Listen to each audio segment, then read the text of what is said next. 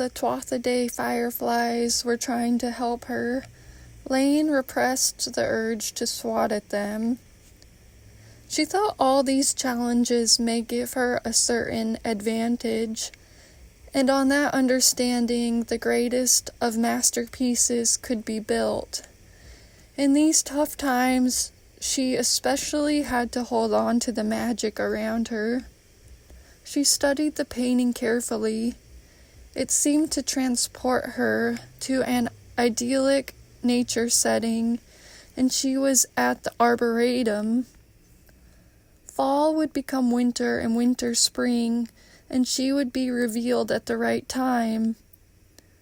So, she thought, the events of her life were beginning to be revealed to her. She had been a writer for as long as she could remember, since she kept a journal in the 3rd grade and continued to follow her particular course in life. How many twists and turns had there been? Would it be worth it? The universe supports you. The breeze carries you as you lie on the earth. Change is a natural part of life, so is letting go, acceptance, patience, trust. And she found herself on the kaleidoscope of leaves. A maple sapling helicoptered down. It was designed to float away from its parent tree. She learned when planning a lesson. She tried to see this as a good thing. And if you fly away, I'll be the tree you come back to. The sacred tree of life, the beginning of everything. The glow-up tree that connected all the major hubs of Ireland through its roots. The tree shook out its foliage like a fluffy bolognese. Everyone appreciates a tree's resplendent color in fall. Even if Laine had another season of preening and plucking and falling into the heaviness and trusting her weight, she too would bloom.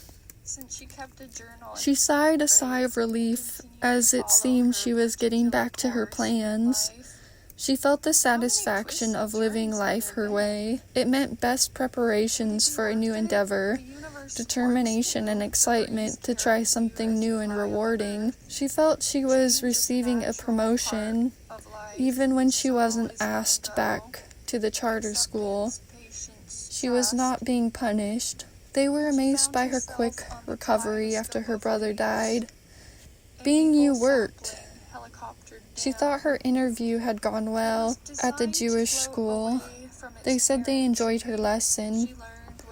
Sono contento che gli piace. I'm glad they liked it, she thought. I don't believe it, but they accepted me. I'm very happy. They must see what a rare young woman you are, Mom said.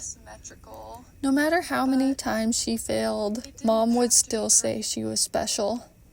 Now that the job at the Jewish school had ended too, she told herself never lose hope until the very end, to just keep trying. New love and a brighter beginning are on the horizon, so focus on what you love, what grows you, and what heals you. Maybe it just wasn't quite the right opportunity, Mom said. Still, Laine got through almost 5 months, which was 3 times as long as a typical firefly's lifespan.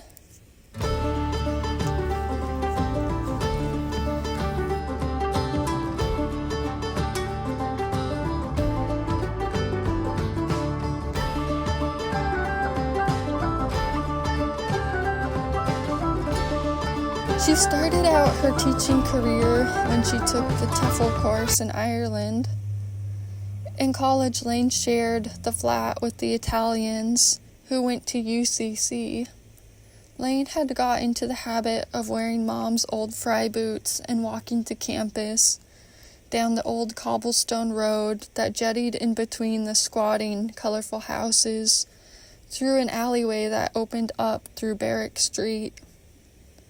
She liked to go to campus where they let her sit in a special reading room before her course started in the evening. At this time, she was thinking of going out with a guy from the hostel. He invited her to a play that Saturday, when the sadness hit and she went into a spiral. Dad died her sophomore year. Now she was in her senior year. She took sleeping pills that made her hallucinate, took antidepressants. They didn't make her feel like herself. She called Mom. "I'll be there to visit you next month," Mom said. "Don't you think you can hang on until then?" She'd been 19 when Dad passed away, and the grief took a couple years to hit her. "Aren't you excited to see your family in Kilkenny?" Mom asked.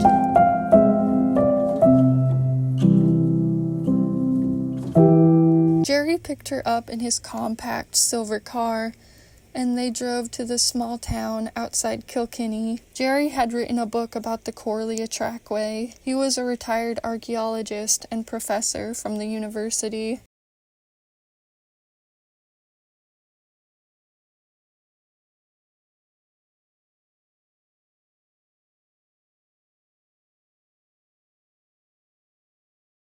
His sister Dina and her husband, the Donovans, lived in a white cottage with thick hedges out front and a small dog who stood underneath their ankles. They had bright, ruddy cheeks. That night, Laine went with them to the dog races and rode in the back of the van, holding the dog crates to stop them from knocking about. It was just a country track, but it was the first time she'd seen dog racing. A man in a golfer's cap placed bets for the locals in the stands.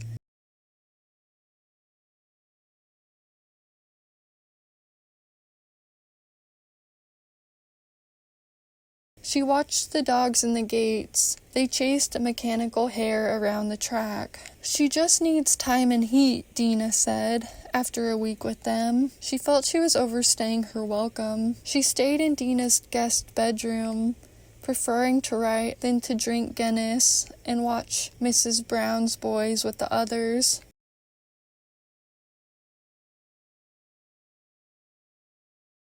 Seemed all she wanted to do was work on her writing in the room that used to belong to her Irish cousin Kathleen. "I don't go to many parties in my 20s like other young people," Laine said.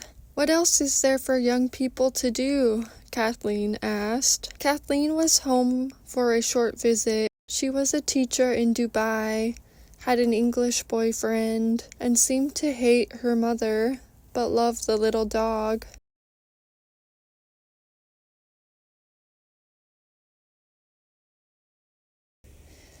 Maybe she would surprise herself with hidden potentials, facing the future with optimism and determination, and learn to embrace the journey that was uniquely designed for her. It was like walking on a road only she could see, and felt aimless sometimes.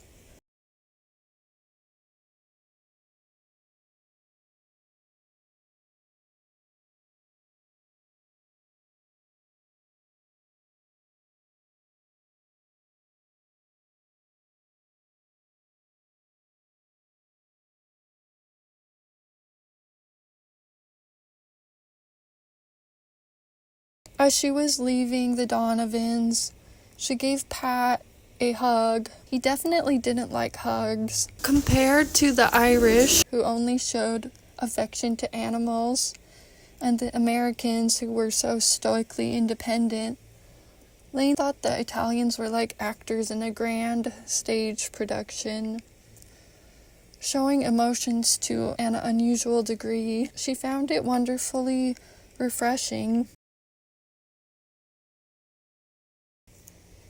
Even the smallest interactions with her new friends involved kissing on both cheeks. With them, she was transported to a world of creativity, art, and music that her confined, austere heart had not known. When her lease was up on the flat she shared with them, she stayed a few days at the hostel. She must have seemed kind of lost. She remembered how each guest she met's name was Donn, the bicyclist, the young man. They both told her to just keep riding. Donn was the name of the ancient Irish cow from the Cattle Raid story. Her late father's name. Had it got switched up in her brain somehow? Or was this synchronicity?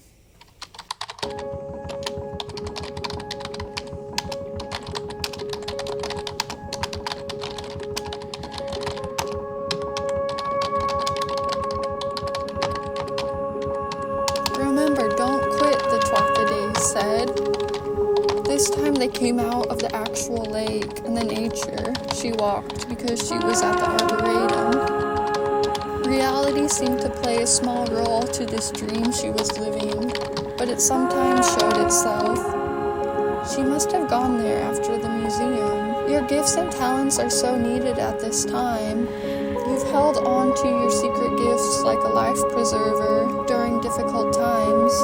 Now these gifts will propel us into the next generations. You are being urged to give the world a powerful outpouring of your energy and abilities because you have what people desire. She was a goat balanced on the side of a cliff.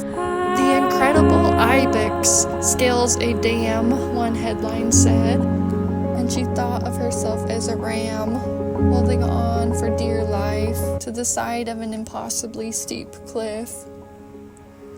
The dragonfly was lifeless and translucent on a blade of grass. It meant the ability to get through hardship. Wait, you never told me what his consequences will be if Cuchulain doesn't sort out the stuff with the treaty and the trees, she said. There was a heavy energy, but there was hope too, and hope is everything. They were all still now, a buzzing silence. Laine felt a shiver. They reassured her. She knew it was important, the way she was creating art her own way.